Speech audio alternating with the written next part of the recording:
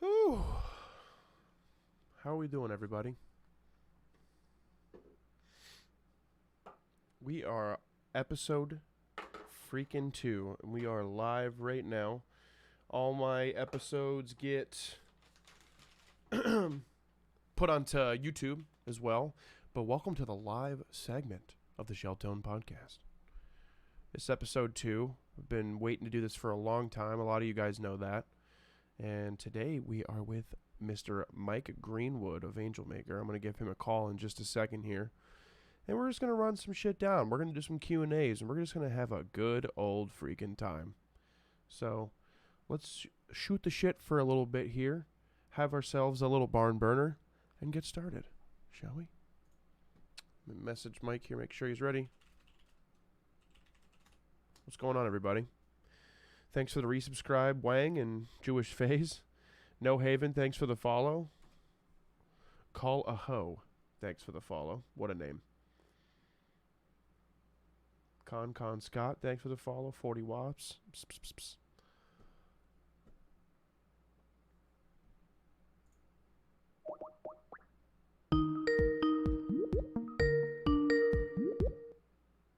Beautiful.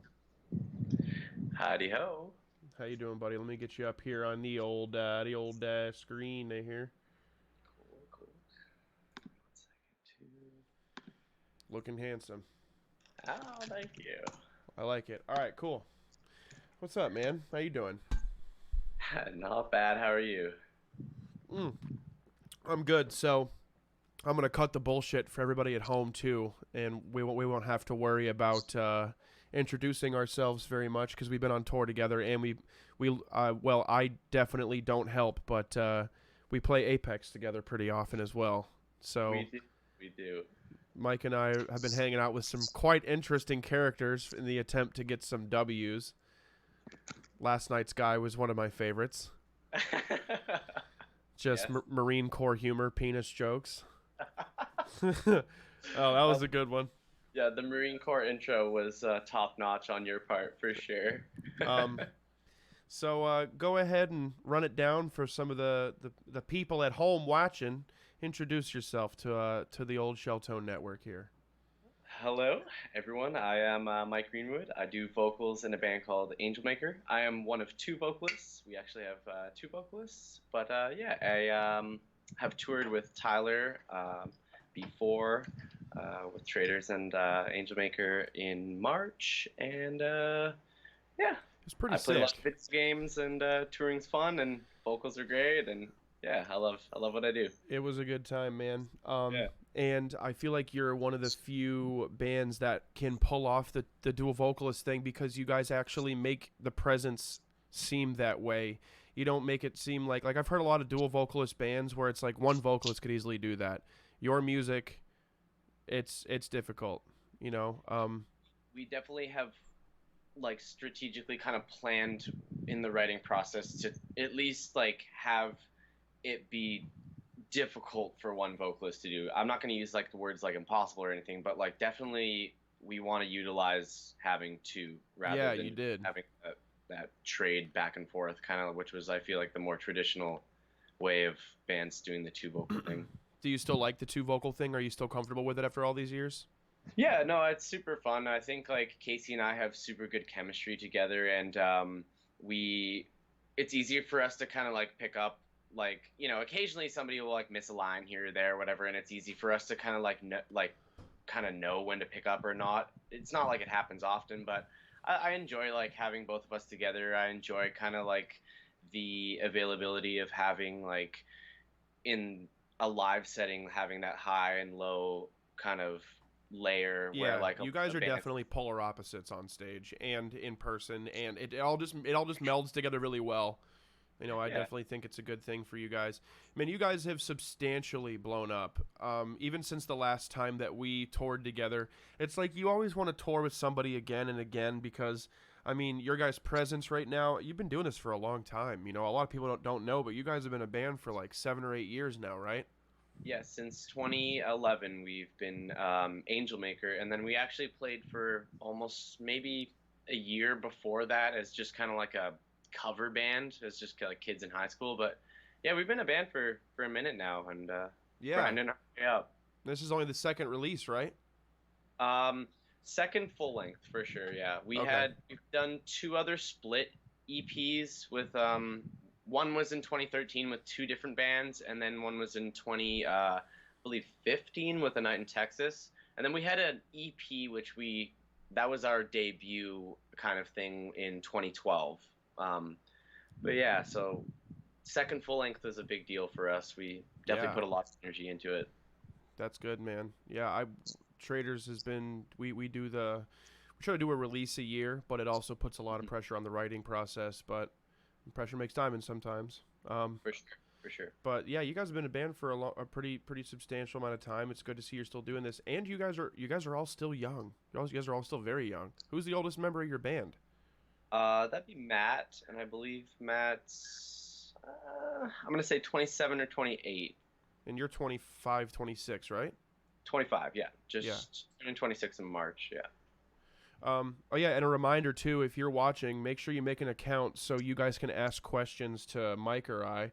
But I do have the first question from Dead Rising 35. He said, "What made you guys decide that Angelmaker should be two vocalists?" Um, in all honesty, originally when it started, so this is like before Angelmaker, um, my friends who are mostly the band now, they kind of all started jamming together with another guy, and he was the original vocalist, and he kind of just couldn't keep up with what they were kind of expecting and stuff, and so they played this like kind of showcase show, and after the show they kicked him out of the band and they asked if I wanted to join, but previous to asking if I wanted to join, Casey had decided that he wanted to do vocals in the band as well, so I kind of just joined in means of, you know, being able to like be a part of like my friend's band and my friend's project, and my only kind of access at first was doing like the two vocalist thing. And honestly, at first, I hated it. I hated doing it. I always wanted to just, being a young kid, I wanted to be like the solo vocalist in a band. But I don't know. Like as time grew on, I saw like the benefits and I saw like how we could stay unique. And I don't know. I do enjoy it now, but originally it was not by choice, I would say, Yeah. on my part at least. I definitely think that you are a good face for this band, man. And it's just a lot of people don't expect that you guys have been around for a while, and a lot of people have never really heard of you. So I really feel like everything's starting to come together really well. And man, I'm a big numbers guy, and you guys have great numbers on everything. And your Spotify, especially, you guys are almost at 80,000 monthly listeners. I mean, this Hell was really groundbreaking for you guys, for real. For sure, yeah, no, big steps. This album's helped us a lot in lots of different ways, and I can't wait for like we're ending this year pretty strong, and I can't wait for next year. I think next year is going to be like a big kind of grinding year for us in terms of touring and kind of like getting ourselves out there and you know Yeah. exposure. Man, I gotta be honest with you. I feel like 2019 has just been a great year business wise for a lot of bands. Like a lot of bands have been really coming up, and especially you guys, dude. Like ever since that tour, and then you guys released your album. It's like holy shit.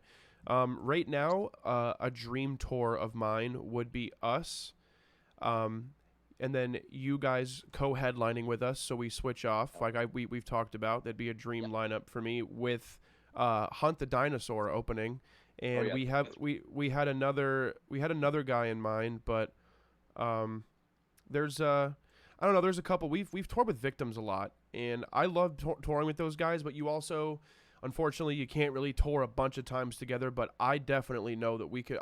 That's who it was. I would love to do Signs and you guys and Hunt. Signs would That be would be us. Yo, that would be a monstrous tour. it would be it would be, and Hunt the Dino. You know, I think it would be really really good for Hunter as well to get some live experience in, because he does play shows, but they just don't play him as often. So I feel like Yeah. a tour would be good. Teaches I you a lot remember of playing shit. with those guys back when we toured together. Yeah, Back, yeah, they're good stuff. yeah. Good to get them out there. And Signs, Signs crushes it. They're all doing pretty good. But yeah, David that showed me a little bit of the new album when we were on the Oceano run, and yeah, man, that the new stuff is really sick. I can't wait for everyone to hear it. yeah, hell yeah, man. So are you caught in the same trap as I am? Do you tour a lot and then you go home, get situated, and then you kind of just huddle away in your house, or do you do things? Because I definitely have an issue with I get super lazy and I'm just like, I gotta go on tour soon. I don't want to leave. Like sometimes I get like a little worked up and like in my head. Yeah, no, that's definitely me. I'm definitely a little bit more of like I would say definitely more introverted in general. But like between touring, I definitely like to be home and kind of get situated and like adjust to like being home and that the luxuries that come with that, and then instead of just kind of going out and I don't know, I guess like because you touring so much exposure to so many people and so much stuff that like I just feel like I personally don't like yearn doing that so much when I come home from tour, I guess. Yeah, Time and place, but for sure. What is one of the harder things you experience being on the road personally? mm, on the road, like I honestly find for me the one of the more difficult things on the road is I find like personally vocal like just like longevity in terms of like because I'm always talking to people. I'm always at the merch table typically. I'm always kind of like trying to talk with other bands that I'm touring with, or like doing my band's tour managing or this and that. And I some of the more rigorous tours I find it like difficult to kind of just be like it's not even just necessarily the vocals but just staying like healthy and stuff like you drink the water, you eat the vitamins, you get good sleep, you try to eat good food. But I find that's for me one of the more difficult parts of touring is just kind of like you get so used to like all the luxuries of home and just being like able to eat super solid meals and just like bathe all the time or whatever, all the stuff. So like Yeah. fun. It's sometimes hard to stay super healthy on tour and just Yeah, that makes it a bitch. Everybody, at least somebody gets sick at least once. yeah, I guess yeah, my big one would be not being able to get the alone time that you want when you want it, so you can yeah. get I kind definitely of isolate for a little bit and straighten yeah. yourself out. But I mean, no matter what, I know you and I are both very humble for the opportunities given and stuff like that. Exactly. So, Exactly. Yeah. but yeah, man, I brought you on here because I'm really proud of you, dude, for real. And I just I see a lot of people working real hard, and really I would say like 95% of the bands we've toured with are so deserving and they're so great, and it's just I feel like we've gotten really lucky in that aspect, and it's, especially with you guys, we all got along so well, Yeah. and Hell, it's just we great. got the introduction process out of the way super fast, and we were all just family from there on out. So, I got a couple questions here. Let's see. What is your dream tour lineup, Mike Greenwood? Jewish Phase asks. Jewish Phase. That username gets me. You know what? It's funny because I was thinking of something very, very similar to what your lineup was, like really recently, and I was putting quite a bit of time on it. Was like, having us together again would be amazing. Doing a co-headliner would be amazing. I wanted to have Signs on there, and I had an amazing time with the boys. Excuse me, in Within Destruction, and I'd love to get them back here. And like, I feel like having like a super solid, like super sick kind of new wave deathcore tour would just be like super rad. And I feel like it's kind of like something that maybe like the scene kind of needs. I feel like there used to be an influx of the old school bands that we all look up to as like, the top tier deathcore bands. They all used to tour together all the time, and like it made the community so strong that I feel like there is something a little bit like lost with that nowadays. There is more tours becoming more strong, but for a while it was like deathcore bands were just getting shopped around and Yeah. like Yes, it you know was. Like, what was your first tour ever? so our first tour ever was us headlining Canada with Falsifier. Okay, that's not bad. Um, Yeah, and then shortly after that, we went to the States for the first time, and we headlined that with Falsifier, Extortionist, and Phil. And both of those actually went pretty well. We were really, really worried doing our first kind of tours as like us headlining, but Right, of course. but at the time it was just kind of what we could take, and so we took it, and it kind of worked out well because after that we ended up getting a little bit more exposure, and then Summer Slaughter came around and we managed to win the spot, so that was monumental for us. So. Yeah. And it, 10 years ago, especially for like if you're a B-list, C-list, well, C-list band, I would say, or just starting up 10 years ago, you're getting $100 a night and you're driving for 12 hours and you're touring for 3 weeks and you're still going to cover the full US, and it was super hard. My first tour, I was a merch guy for Abiotic, and they were headlining a Sea of Treachery, Float Face Down, this band called Just Faceless, I believe. Not The Faceless, but Faceless or something like that. And there was one more. There was one more band. I forget. I always forget them, but that was my first run, and it taught me a lot. Ron Gilbert from Float Face Down, rest his soul. He definitely gave me a lot of insight to life and how the ins and outs of being on the road works, and it's just deathcore struggle touring. People just taking whatever they can, but I feel like now it's different. I feel like if that lineup was introduced now, I feel like it would have done twice as well, because it was a toughie, man. And promotion was different back then and shit like that. So I just feel like people are getting with the times, and yeah, for sure. But and like promoters and people are and everything, and so like the tours are becoming stronger. Like the part 2 you guys just announced today, like the part 1 went over like crazy. I know the second part's gonna go over crazy. Like I'm so stoked for you guys that you've been like, that's awesome. Like, oh, what are you talking about? Part 2 that we just announced? Yeah, man, that's so crazy. It's awesome. It those are hasn't what like scene needs. Like, it hasn't even processed in my brain yet. It's just like. We went on tour with Chelsea, and that hasn't even processed in my brain yet. It's like I immediately, before I could realize what was going on, I was already like family with these guys, and I just feel like that's a good way to look at things. It's like to not be like, oh my god, like it's them.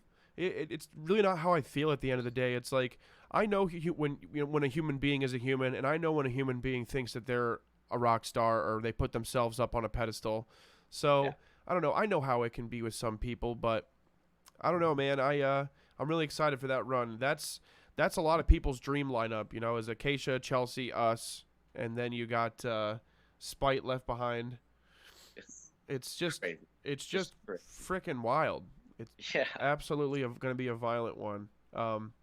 But yeah, you guys have something planned here soon.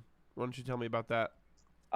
We well, through the States, we're coming back in October with Rings of Saturn, Enterprise Earth, and Brand of Sacrifice, which I think is going to be a crazy killing tour. Yeah, that Brand band's going to get big fast. They're killing it. They've been crushing it. They've been crushing it, and like it's sick to see a fellow Canadian band too for us. Like that's also like, I don't know, just a kind of a little bonus for us. Yeah. I've always been a fan of like Canada on the map, baby. Yeah, exactly, right. So that's rad. And then in a few weeks here, we're doing a short little run on that Despised Icon tour with Shadow of Intent and Ingested and Kublai Khan. I think so that is a wild lineup, and I think that is going to be those 4 days. They might really show out. I mean, Rings is still doing good, very controversial. A lot of people definitely agree, disagree. Some people don't even care about the politics. They just like the music and stuff like that. But regardless, it's shock value content, and it's bringing people to their shows. So I think you guys are going to do great. I really think, personally, I think you guys are going to show out, and I think you guys are going to absolutely be the highlight on that tour, man. No doubt. You guys fucking kill it. Thank you. Yeah, there's a lot of member changes going on in Rings right now, so now's your time to strike, Michael. Enterprise is on there too. They just put out a sick album. Yeah. I thought Lucifer's was pretty rad. I gotta say, personally, still, I think that you and Casey together are going to shine above everybody performing vocally. I think you guys got it for real. Thank you, homie. I really, really appreciate that. Yeah, man, you guys are a dominant force, and let me see here. I got a couple questions. So, all right, this one I didn't really get, but I'll still tell it to you. You can say hard pass, or we can ask another one, or you can answer it. It's by Dead Rising. He said, so the song Requiem, I'm aware of what the song is about. My heart goes out to you. I was curious if, when writing that song, was it kind of last minute? Because correct me if I'm wrong, the song was written after the fact, and I was curious if you guys would also play it live.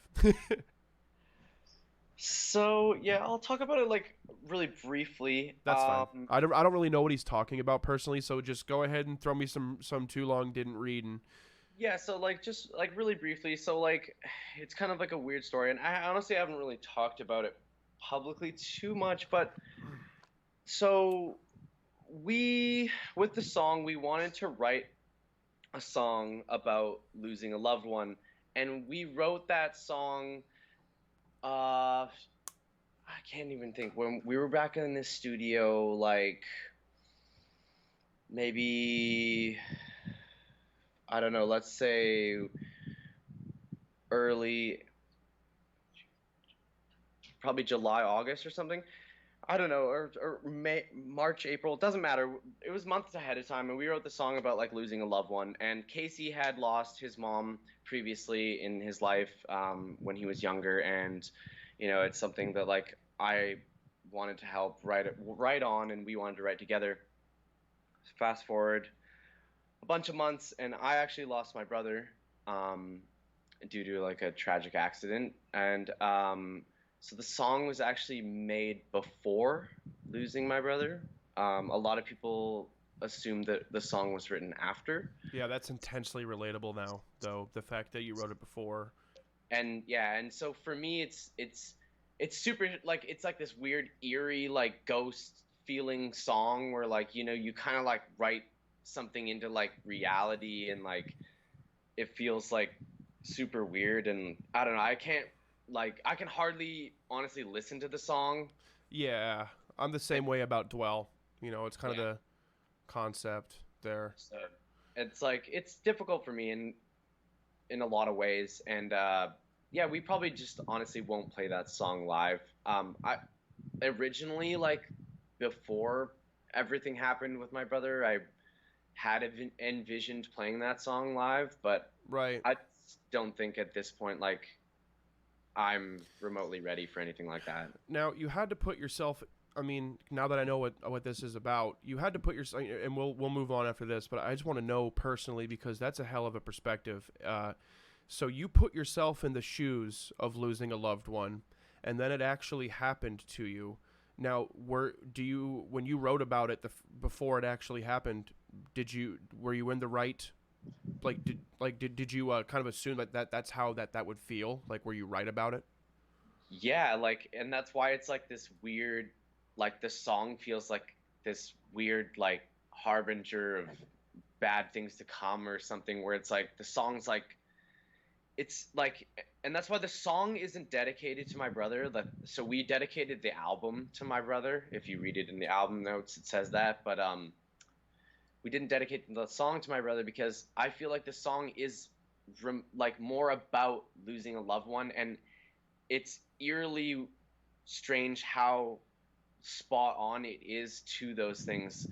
Like there isn't necessarily passages in there that are directly relatable to like my loss. Of course, but it's relatable to where you put Yeah. yourself in that shoes. So if somebody's hurting, I mean, you probably with lyrics like these, man, you've influenced and you have saved a lot of lives. You'd be surprised. And it's like whenever you have those hard times and you're down on your luck or you're not feeling mentally right or whatever, you got to remember those. That it's just like, man, you are an influence, and that's a really intense situation in itself, man. That is some bold shit, and and it's gonna turn you into the man you're becoming right now. So. Yeah, yeah, for But sure. that's the same thing with Dwell. We play it live, but I have a really hard time. I lost my cousin a couple years back, and he was like a brother to me. So I mean, kind of relatable in the same way there. I mean, obviously everybody has different perspectives on things and whatnot, but let me see. That was good. That was good stuff, man. I'm Oh, yeah. I'm sure no matter what, it feels good to talk about. I mean, for real, it's good to get out. Yeah, Definitely. for sure. No, Um, it's something I'm becoming more open to talking about, like as time progresses. It's almost a year now. It's almost a year in a week or so. So Yeah, things get you know. true. I mean, I don't know. I feel like it's been getting harder, but it all depends on the person. I'm a big baby, so I just have trouble coping, and Yeah. like Well, yeah. No, I'm with um, you. I do have another question coming up too. Oh yeah, someone wants to know what you're drinking. By the way, what are you drinking today? Uh, it's just some Whistler Brewing. It's like the multi-pack. Whistler's a Party City kind One of of those like. like $18 like 12 packs. Yeah, something like that. Yeah. Yeah, it's like the good beer. Yeah, yeah. Um, so I'm gonna this will be like a topic of discussion here rather than a direct question because this question it's all right. So we'll just get to it. It's what are your guys' tips to get a record label's attention as a local band? And I got to be honest with you. This question comes from Jeremy's02. Jeremy's, maybe you have your eyes set a little too far ahead.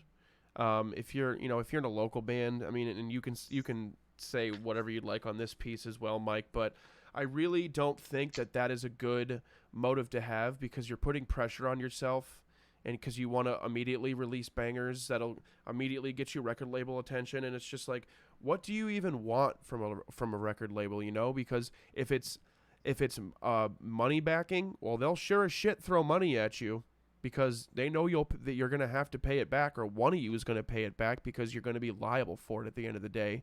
So personally, I feel like you should. My biggest tip is to not stop playing your fucking hometown 6 times a month. That's a really, really big tip from me, is play your state, your home state, only a couple times a year. You don't need to sit there and milk it. You don't want to turn into a local band. You want to be an act. So, I mean, what do you think, Mike? You guys don't. Are you guys? You guys aren't on a label, are you? You are on a label. No, we've been independent since day one, which Okay, is yeah, that's right. You guys are independent. yeah. So like from at least that perspective of things, like I think like from a local band setting, like so I'm kind of rambling, but to go back directly Rambling to is what fine. you're talking about, to talk directly about what you're talking about playing in your state, it's a little different here in Canada because my province, which is basically the same thing It's as your fucking state, huge. is fucking massive. So like, and there's like a huge dead zone where like you kind of only like. Luckily, I live in like the main city of my state province, but like it's pretty much the only market there really is. There's like some other really really secondary markets, but this is like the market. So for us, we had to play here often, but definitely not more than once a month. Like we're playing like months spread out, but like Yes. fully playing, making a mark here and doing what we can to like make an impact. Like we have, like, for example, in my scene here, there's a lot of like social network like groups that'll be like, oh, this is like the Vancouver hardcore group or like the Vancouver deathcore group or shit, like, and there just is those networks. But from starting as like a nobody band, they're really helpful to kind of like getting your name out there into the scene and having people come out to shows and just kind of checking you out for the first time and being like, oh, this band's cool or not. Like, Yeah. kind of, I honestly find like from a beginning standard point of like being a local band, like just networking yourself is like the most important thing you can do. And like one thing we did at the beginning, I'm not saying everybody fucking has to do this, but like if you have demos or like recordings that didn't cost you like a lot of money, like you might as well be putting them out for free at the very beginning, because like it's just going to get you more exposure than like somebody charging somebody $10 for an album that like they've never fucking even heard of you at all. They're never going to buy your stuff, like, and especially if you don't even play live a lot, like nobody's going to buy your stuff. Like, Yeah. it's just I guess one thing I really don't like is when people complain. They're like, I can't find any fucking musicians in my area. And it's like, okay, then look for a producer, spend $500 or $600 on a song for recording, and just create a project on your own. And if it sounds good, people are gonna want to work for your project. yeah. You don't have to be a local band. You don't have to buy, thousands of dollars worth of equipment to start. That's like investing in all the meat for your butcher shop, but nobody's never even heard of your fucking market before. Like, it's just gonna go to waste. Yeah. And I just feel like people need to put more patience on it. You need to stop putting metal on the pedestal. People need to stop thinking that it's gonna happen right then and there. And it's like you're already targeting such a low ceiling crowd. You know, when I did Traitors, it was 120 BPM all the way through, and I'm like, I don't want to do this. I'm like, cut it in half. And they're like, what the fuck are you talking about? Cut the song in half. I'm like, slow it down, like to 60 BPM. I didn't care about playing shows or whatever. I was just having fun, and I realized the harder I laughed, the better the music would come out, because I'd be like, this is hilarious. It's so stupid slow. Like, it's ridiculous. And I let the music do the talking. And, you know, we toured like 6 months later. And, you know, it went okay for us, but still, you know, I got lucky. You know, I woke up and I went from 200 fans to like 3,000 to 5,000 in less than a week, and it just built from there. And we had like 100,000 views on Arrogance in only a couple weeks. And you know, it's just like you kind of hit the right vein at the right time, and you're kind of pioneering the right sound at the right time. We're about due for another evolution of music. You know, it's where it's almost 2020.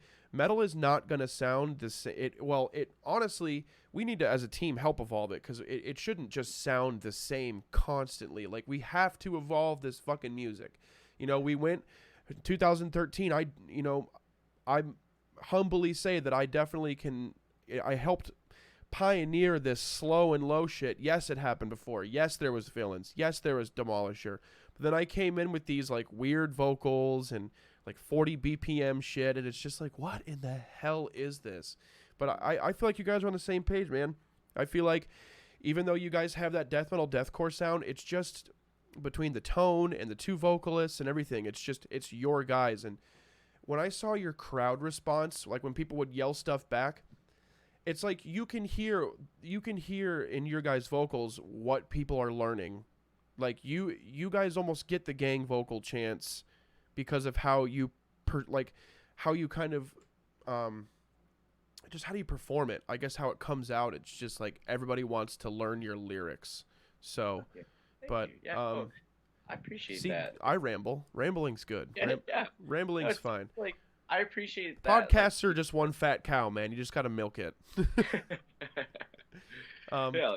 Well, thank you, but thank you, you know, out of nowhere. Thanks for joining me for this episode 2, man. I've been wanting to do this for like 9 months, but so allegedly, possibly, maybe, I know that you might be interested in streaming as well, and I know I've got some people in here that'll watch your ass stream. I am. I have set up my Twitch. I don't have it set up to my gaming currently yet, but I am, I think, hosting your stream right now. So I'm All right, there you go, Gramps. No, I'm kidding. This stuff is all drag and drop. Like I said, it's super easy to get into, and I'm trying to get everybody I can on Twitch because I feel like it's one big family, and you know, everybody's getting new viewers out from everywhere, and eventually metal is going to be a big demographic on Twitch. And a lot of people that I've met that, you know, fuck with all the streaming stuff, they're huge. They're like, oh, hey, I went to PAX East. You know, Def Jam Records is out there.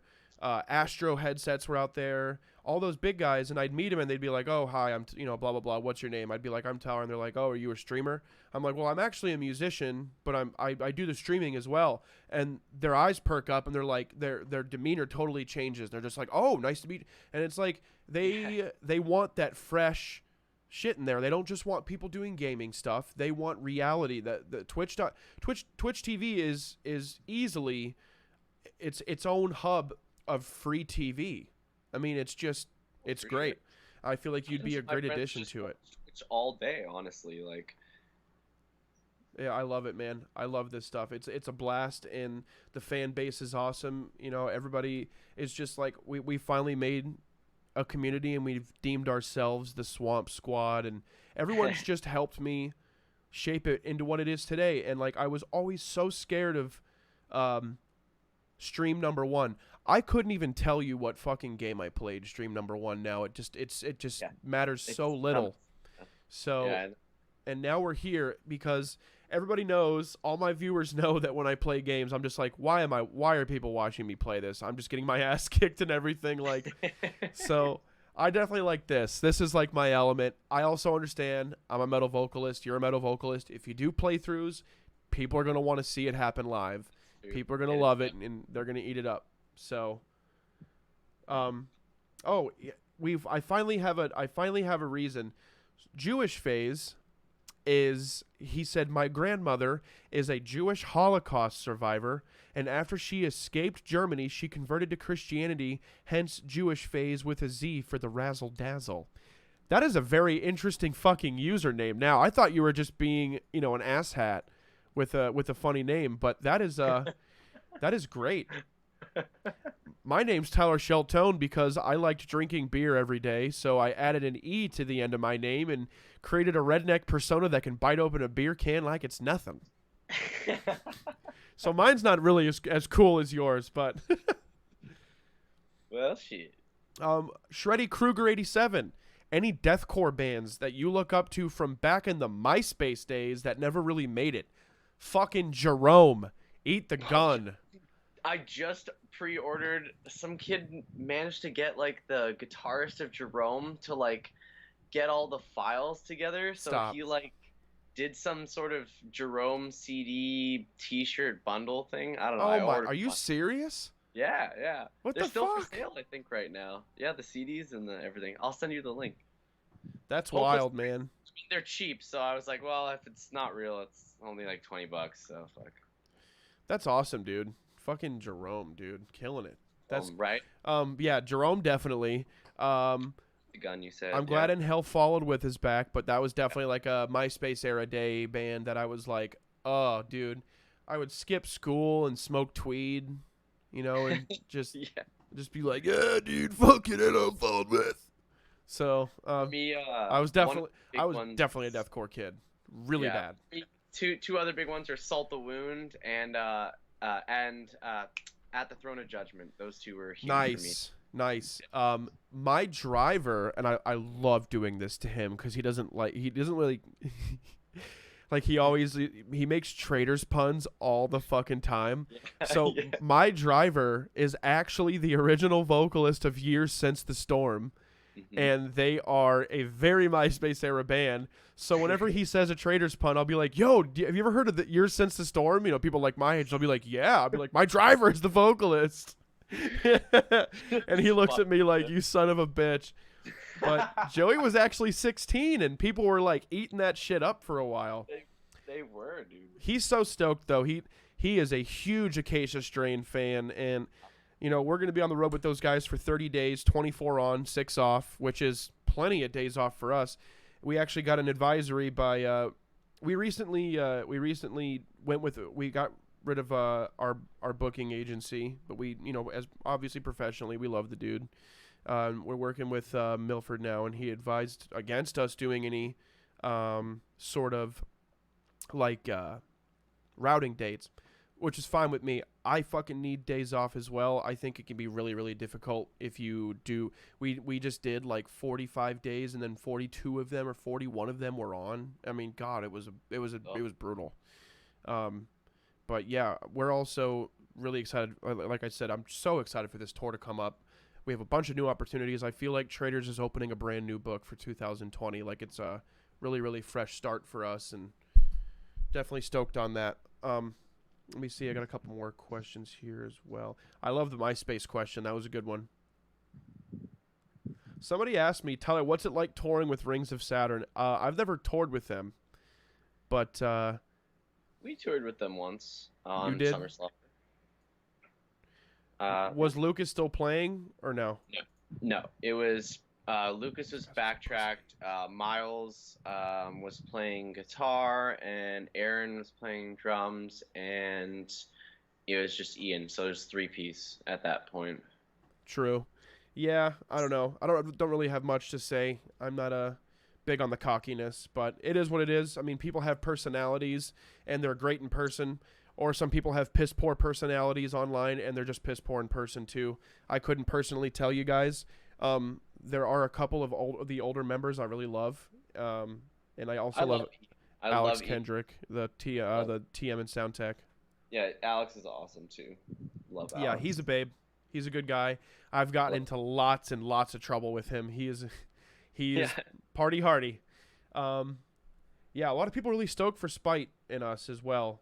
They've been waiting for that since they blew up. Yeah. So, let's see. Where's Casey? People are asking, where's Casey today?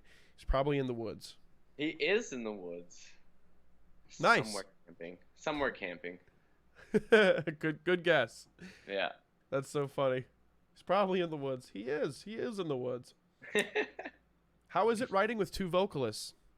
That was Heteroscopes asked that there. It's definitely a process. We've definitely gotten used to it. For a lot of the time that we've been a band, we kind of always would choose, like, the song would be done instrumentally for the most part, and Casey and I would choose the same topic and then write the song, so we would write the song, but each in our own version, but about the same thing. So then we could kind of take different vocal patterns and then rewrite them or reuse them, just so you get kind of two different flavors on one track. Right. That's how we did it for quite a long time. We still do it that way, but on the newer release, we actually kind of more sat down and wrote the album together more, and that was like a newer kind of thing that we hadn't really tried before. But that's good, man. It kind of played out cool. So you guys are a really good melding duo, man, for real. It would be obviously difficult if one of you weren't in this process now. So I hope you guys always vibe, and I hope the chemistry stays. And I definitely think that you absolutely can. Yeah, no, I love Casey. I love working with him. So I think things are good, and we're nothing but up for the band for us. That we got nothing but good sights ahead of us. No plans of stopping. Okay. And here I'm just picking at some other questions. Here's one we can discuss real quick. Just wondering, do you feel as a band who's gained recognition, do you feel obligated to give other less known bands more recognition? I don't feel obligated. Definitely not. But yeah, I love to help. But if somebody you think is sick, I think there's not an obligation, but there's like something that is inside you that should be like support in some means. You don't have to whatever it means, but like there's some smaller bands that I like that I've been like, fuck, to buy their merch or pre-order their album.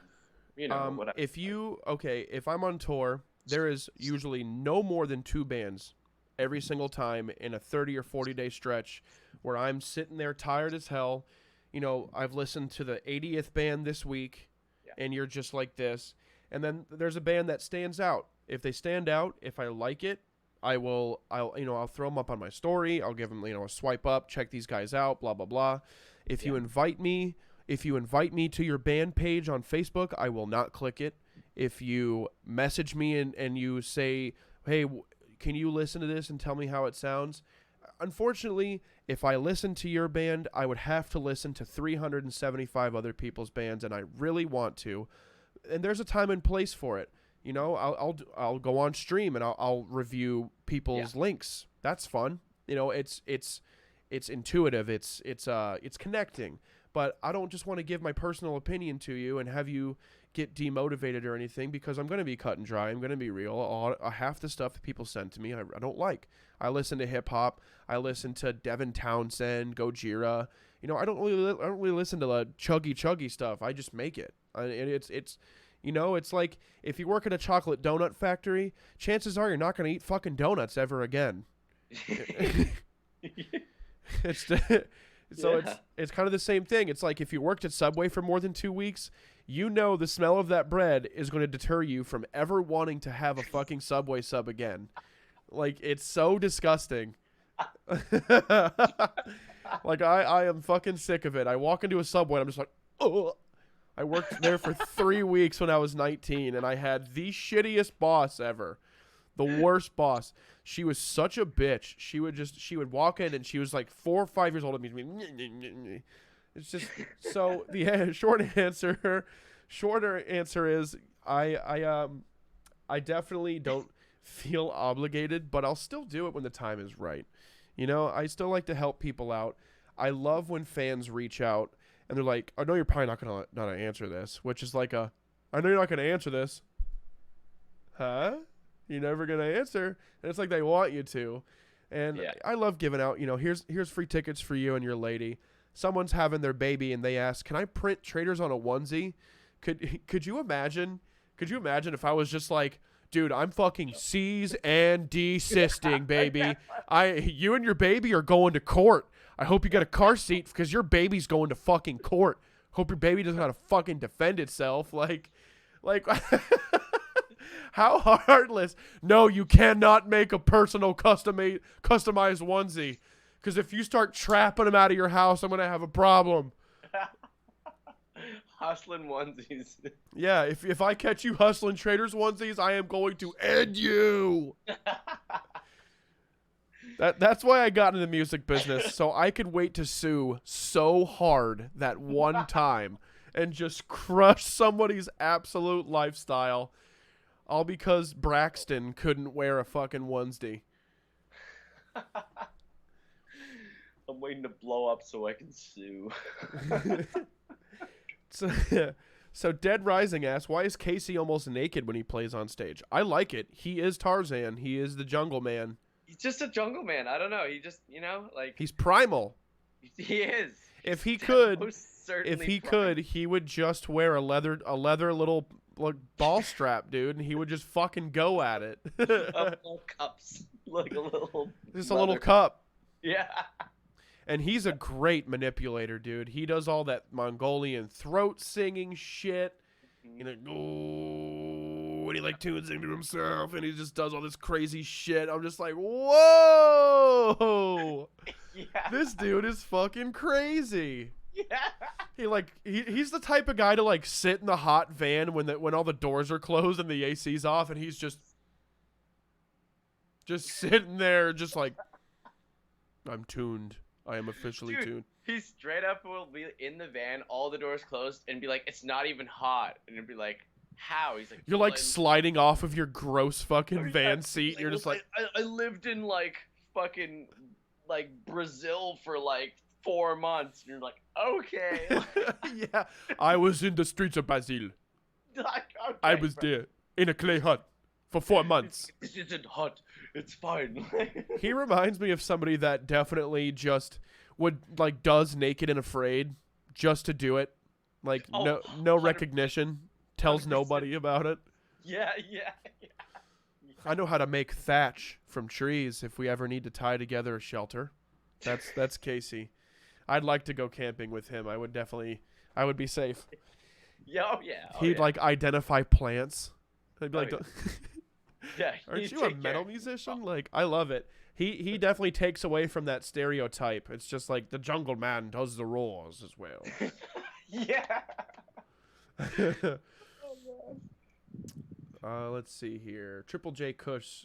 I like going through these and kind of doing just topics and bullshit too. It's cool not to always just answer questions. But the best marketing I've seen was dudes had a cheap album and they said, "I'll take whatever you'll give me for the CD with a $5 maximum," and they sold all their CDs. Yeah, that's not bad. I've seen a couple of little cool things. I think one of my favorite ones is when you're out in a street and somebody is literally just like, "Yo, buy my mixtape." just here's my mixtape, dude. Like it happens. One thing we did that I think worked really well for us was on Summer Slaughter, because there were just so many fucking people there, and it was like our first really big tour. We printed these sampler CDs, and they had one song off every release that we had, which was 4 kind of releases at the time. So you got like a CD with 4 songs on it, and we just gave them out for free. So anybody who walked by the table, anybody who like didn't even matter if they bought a shirt, like sometimes at the end of the night, if we had extras, we'd stand kind of by the door and just hand them out. And like occasionally, like, you get some messages or people would be like, "Oh yeah, like I got one of those sampler CDs. Like you guys are rad as fuck." It's like, Yeah, oh no, yeah. For Night Terrors, we did a promo where the first 30 people through the door would get a free album. So yeah. we'd get people wanted to show out early for the locals and the openers.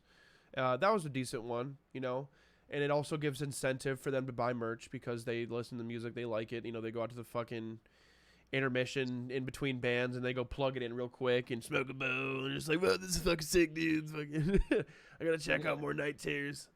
But no, it was a good incentive. Let me see. Shreddy Krueger 87 said, "I remember touring with and Hell Followed With back in the day, good fellas." Well, Shreddy Krueger, what band were you in? Because I would like to know. And fucking Mike, what city are you most excited to play on the Rings of Saturn tour? Have you seen? Are you excited for any of these ones? Oh yeah, always excited. I'm excited for Denver. Always excited for Denver. Always one of my favorite cities. I have some homies that I've kind of become friends with on Xbox that I think are going to come out that I play Apex with often. So What about that loud Marine? no, not him. He would be, dude. Oh my god. Okay, so just to break this down, so we were playing with this guy yesterday, and he I don't really know if he knows that we what we do or how extreme our music really is. So yesterday, this dude was just being super loud. Now, and I'm not gonna say rude because I've dealt with these people before. It was pretty rude. But I've dealt with people who are just "Nice to meet you. Suck my penis, bro." Aren't I so fucking funny, dude? Aren't I so hilarious? Oh, so funny. And then but he would be he would go off with this energy, this Marine Corps energy, and then he would do inhales and he would go, "Yo." It was so bad. It was so bad. Oh. And I'm just I'm loving the energy, dude. And he's just "Yeah, fucking Disturbed, bro. I always used to listen to Disturbed." The fucking Inspector Gadget voice he kept doing, the fucking. Oh yeah. Yeah, that. Yeah. Trying to do lows. Yeah. Oh yeah. It was really, really cringy. He was a walking TikTok video. Holy fucking shit. Oh yeah. He was the type of dude that even though I'm a metal musician, I've got 2 tattoos and no piercings. He's the type of guy that used to listen to Bullet for My Valentine, but he has 20 piercings. Or he used to wear a lot of external spiked stuff, not even piercings. And he's got those stars with the red and black pattern, 2 here and 2 here. Oh, 0 calorie monster. That was that guy yesterday for sure. Oh, the energy was good. Yeah, definitely rude. Let me see. Man. Let me see here. Some of these questions are from about 15 minutes ago because we've just been sitting here shooting the shit, which I think is a great take on this. For sure. But here's a good one. What is the origin of the band's name? And that was asked by Dead Rising. Dead Rising, thanks for all your questions today, by the way. Yeah. I'll be getting you a free subscription for your cooperation today. Thanks, buddy. But yeah, origin of the name. So we get this one actually pretty often. It doesn't really necessarily have any super specific story or correlation. So I'll give you kind of 2. For short, Angelmaker was, in my opinion, because I'd never heard of it before, it was in, let's say, Christian or whatever mythology, if you die, you could become an angel, let's say. So if somebody was to murder somebody, they could be they'd be an angel maker. Kind of. So that was I was gonna ask that question and I'm just it kind of explains itself. Yeah. For short, that's what it was. And then the origin of the band name was honestly, so as I said, in 2010, 2011-ish, we didn't. So when I joined the band, they were called the Morning After, but like MOURN, like morning, like, you know. So like they were called like the Morning After, which was like a super lame name. Yeah, And because that's also like a a pill, a birth control pill. yeah, I was just like, no. And so like anyway, then I joined the band, and like they wanted to change the name to The Human Condition. And at that time there's a band now that we have actually played with called The Human Condition. Yeah, THC. Yeah, they've been active for a super long time. At the time we made the name, they weren't active, but there was another band called that name. So we just were like, well, we got to change our name. But we had rolled with that name for like a little bit, like a month or two, few months, whatever. And then it came down to changing the name. And so everybody in the band wrote down like 5 names they thought were cool. We compiled all the names together. Everyone voted on the compilation of the names, and then we narrowed it down, and the last name we chose was Angelmaker. That's Yeah. Yeah. Yeah. That's pretty much. My drummer was mad at his old band, so he was just like, "Why don't we call the band Traitors?" I'm just like, "Okay, that's fine." Yeah. So cool with me. I didn't remember care about the that. name. I just wanted to make the music. I kind of brought the like the backgroundy, slidey chords to the table, and I'm like, I want that descending, chaotic feeling sort of stuff, and I definitely brought the vibe to the table a lot with Alan. Steven brought a drum track. Boom. Well, There and it is. I remember your vocals being super, super unique too, like for a very long time. Yeah, they were. Still are, but that was like very like staple, I think, of like your guys' sound and everything. I Yeah, actually remember. I you just don't think they originally would work now. Death Metal Fat Cat, which was pretty funny. Yeah, a lot of people still don't know I was Death Metal Fat Cat. yeah, that's how I originally I was remember. so close to being on Ridiculousness. So close. So close. They called me up and everything, and I drove a hard bargain instead of just taking it for free. I'm just like, I need $150 for the license. I was a piece of garbage. I just trying to monetize off my success before even getting successful. But I learned my lesson the hard way. Fuck, But right. yeah, those were the times, man. Definitely good times. Let me see. Yeah. How did you sync up with the Night in Texas for the Split? Awesome album. Did you guys just message them and it came to be, or are you guys friends? Pretty much just kind of like messaged them and came to be. At the time that our album Descendant came out, they put out their album God Delusion, and at that exact same time there was a lot of people like directly comparing the albums. They're like, oh, A Night in Texas is better and Angelmaker's better, blah blah blah, whatever. And like, you know, lots of bands could get like all like butthurt and cheesed about it, but like for us it was like, well, if this band's cool enough to be compared to us, kind of thing, like why don't we just like do some kind of cool collaborative album? So like we just reached out to them and we're like, hey, like, you guys want to do a split EP? Like, we get a lot of people comparing like us like all the time, and like we're both kind of like at the same size, same kind of style, like why don't we just do something together? And they were interested in the idea, and then everything kind of just started rolling forward. We one of Trader's foolish decisions was we got hit up in 2014 or 15 by Slaughter to Prevail to do a split, and we turned it down. Damn. Yeah, that's a rough one, but Yeah. they're still interested. So there might be a future Trader Slaughter to Prevail split There EP. you go. That'd be fucking nasty. We've never brought that up to the public before, but that's definitely something that's, you know, it's possible, but it's not like it's in the works. But it's in the universe, and I would love to make it more in the universe. Another person I've been trying to work with is Ryan Gardner from Rose Funeral. Oh yeah, fuck yeah. If I can't revive Rose Funeral, then I will do something with him. Him and I will have a project together, and I'll be his vocalist. So that's also in the universe. But the reason why I put it out there is because, Ryan, if you're listening, get your fucking ass on that guitar. Let's make some music. Let's Let's see. When Tyler performed in Albany, his microphone was zapping him. He pressed the audio, dude. Yes, I did. I don't like getting killed.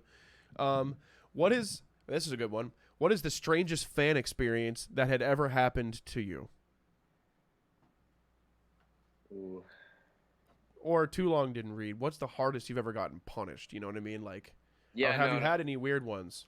Oh, no, yeah, there's definitely like some super weird ones. Like this one dude on the tour we did with you, like wouldn't take no, like, so he took his earrings out of his ears like tunnels like I had, and basically refused to let me not take them. He like was like, you have to take them. Like, Was he drunk?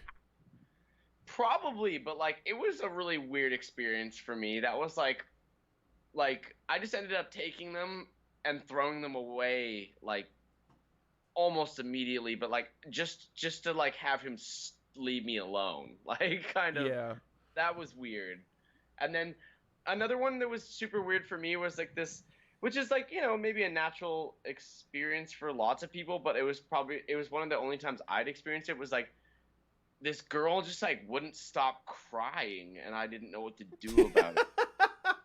Like, I was like, it was just so awkward. I was like, You're allowed, like for me, you're allowed to be a big fan. You're allowed to. I've actually had people come up to me and just like, I can see that they're about to cry, but it's not because they're meeting me. It's because they know I'm easy to open up to, and like that's the kind of fan appreciation that I love. Is people that like. I loved it too, but it was just like that awkward energy. We were like, oh no, there is awkward energy sometimes, Oh, but I've had like- fans come up to me and they're like about to cry because they're just like, I need to talk to you. I'm like, what is going on? You know, like let's talk. Yeah. That's my favorite. But no, Yeah. I feel you on that energy. Like you can sometimes like someone's crying because they're meeting you. That's a bit over the top. It's like I'm in a deathcore band. Yeah. I was just, is this happening? If you treat me like a human being and don't treat me like I'm Tyler Shelton from Traitors, chances are we're gonna be best friends. I don't like to be put up on this pedestal, and I also don't appreciate people that hang out with me, and they'll be like, yeah, I hang out with Tyler from Traitors. Yeah, I know, right? It's like, oh, I know this guy from this band. It's like, you could just be like, I know Tyler. He's a friend of mine. Like, Yeah. he plays in this band. It's pretty cool. Like, yeah, right. So, you know? yeah, I guess definitely I've had some crazy people, not going to name any names, but I've had some crazy people come up on stage while I'm performing, Oh, and yeah. they try to like mosh on me or throw me or grab my clothing, and or like someone turkey necked me. I'm like, what are you doing, man? This is my stage shirt, man. Fuck. Damn. It hurt. Yeah. People just get into the moment, you know, but it's just like, relax. Yeah. But I've my least favorite one is the drunk dudes that come up to you when you're outside and it's cold and they're just like, dude, do some vocals, man. Oh my god. Or then they start doing vocals too. Oh, They they're drunk and they're just like, Tyler, and you hear someone go, "Yo!" So it's just like, Tyler Shelton. like, It's him, dude. It's freaking him, Tyler. Tyler Shelton. It's so bad. Oh. Hey, man, I really appreciate you joining me today. I love to keep these short and sweet. We've been doing this for about an hour.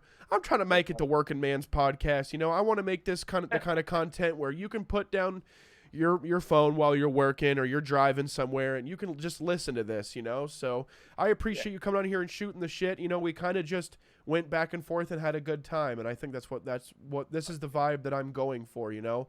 I had a lot of questions for Andrew last week because there's a lot of pressure on his situation. As for you, you guys aren't really in a massive transitional period. You're just blowing up right now. You're becoming something. So rather than finding and rushing or looking for things or pinpointing for things to talk about, we kind of just went with the flow, and that's important, man. But I had a good time with you. We are online on Xbox. You can hit me up. My gamer tag is Spooky Gin. And Mike, would you like to give yours out? Yep. Yeah, mine is X Rogue Reaper X. So I typed it in the chat. Cool. We play Apex. I play this very terrible game called Ark Survival Evolved, and I'm very serious about it. I'm always looking for people to play that game with me, even though you got to know what you're doing. Otherwise, it's just a nightmare. But yeah, man, thank you very much. I had a good time, and obviously, chat, thank you guys. Swamp Squad, I love you all very much. So much. Yeah. But yeah, dude, it's been a good one. Thanks for having me, Tyler. I'm hoping that I'm going to give it like 8 months to a year. I'm going to bring you back on here, and we're going to see what changes you've made then. So it'll be a nice perspective, kind of open people's eyes up, open your eyes up, and be like, wow, here I was 8 to 12 months ago. I feel like you guys are about to make a big leap. So good luck to you, man. Thank you very much, and thank you for having me. I had a blast, and yeah, keep up to me with Angelmaker, and yeah, I'm on Xbox, as he said, and everything like that. So I appreciate you, Tyler. Thank you so much. For sure, man. Watching you drink beer makes me want to go grab some. So I'm going to go to the store and grab some, and maybe I'll see you online. Don't get too saucy, buddy. Let's get some W's. I'll be on Apex if you want to play some rounds, for sure. All right, cool. I don't typically stream games, but, I mean, maybe sometime soon we can stream Apex together and knock some shit out. Yeah, I'm down. All right, buddy. Well, I appreciate it wholesomely. Had a good one. You keep blowing up. Keep doing you. Tell the boys I said I love them, and I said hello. I will. Thank you very much, homie. I love you, buddy. I'll talk to you later. Love you. Take care. I fucking love that dude, man. Mike Greenwood of Angelmaker, ladies and gentlemen. Absolutely awesome character. Approach him at a show. Meet him. He's a leader. He is a great vocalist, has a lot of great ranges, and he does a great job. We're going to leave it at that. Boosh. I love you guys, man. Always showing love. Thanks for staying around. Thanks for showing up. This episode will be uploaded to YouTube, so if you're watching YouTube right now, subscribe to the Tyler Sheltone channel. There's going to be lots of these. We're going to try to interview. We're going to keep interviewing some metalheads. I've got a couple people on my list that I've got questions for that aren't a part of metal as well. Little God being one of them. So, Little God, if you are looking at this for some weird reason, then reach out and let's talk about your recent unmasking to be Dallas Turner. What the fuck? I was not expecting that whatsoever. I guess a lot of people already knew, but if you don't remember that EDM rap project, that metal project, Evolution, Dallas Turner was the forefront of that. He disappeared from the metal community for about a year and a half. All of a sudden, this rapper named Lil God emerges. All these people are into it. He unmasks himself. It's Dallas Turner from Evolution or Evolution. And he starts doing these, really tries to do like really relatable TikToks. I'm just a little confused at the direction. So I guess I want to get in touch with Dallas about this. Needless to say, I am proud of him. He created a gimmick that just blew up. This is once again proof that hip-hop and singing sort of hip-hop music and like SoundCloud rap, it's got the demographic, man. He's reaching to a young demographic, people that really look up to musicians. And I don't know, I feel like he should have kept the mask on. I guess maybe he can set it straight. But that I'm looking for. Next week, Dickie Allen of Infinite Annihilator joins us. So we'll be interviewing Sir Dickel. I got a lot of questions. I'm going to tackle him nice and hard. Hope you're ready, Sir Dick. We'll be seeing you soon. I think we're aiming for Friday or Saturday here. So Sir Dickel will be on there. Infinite Annihilator. We'll be asking a lot of questions. So start writing them down now because, community, you got to come together more than ever. We need more questions. And the more active you are asking questions, if you are not subscribed to the Sheltone Network, the Swamp Squad, then that's a good way for you to earn a free sub. So thank you guys very much for showing out, and we will see you later.